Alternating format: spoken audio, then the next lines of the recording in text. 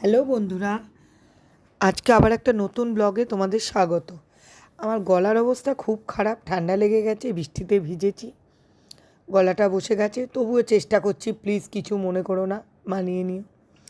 চলো আজ তোমাদের দেখাই। আজ আমি একটু প্যান্টালুন্সে গিয়েছিলাম। এই স্কুলের দুজন কলিগ ছিল, মেয়েকে নিয়েছিলাম। প্যান্টালুন্সে গেলাম, এই একটু জিনিসপত্র দেখছিলাম, সামনে পুজো এসে গেছে, কী কী এদের নতুন কালেকশান উঠেছে দেখছিলাম। তা দেখতে দেখতে সন্ধে তো হয়েই যাচ্ছিল। সবাই মিলে বললো চলো, খিদে খিদেও পাচ্ছে, একটু ওপরে যাই।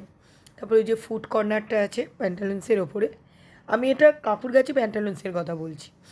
তো ফুড কর্নারে গেলাম, গিয়ে সবই তো দেখলাম কী কী আছে না আছে। তা আমাদের সাথে একজন ছিল, ও হচ্ছে নন বেঙ্গলি।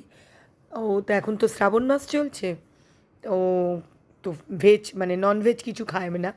তা কী করবো, গেছি 3-4 জন, আবার ভেজ নেবো ননভেজ নেবো, তাই জন্য কী করলাম, ভেজই নিলাম। ওই হাক্কা নুডলস নিয়েছিলাম, আর একটু বেবিকর্ন নিয়েছিলাম।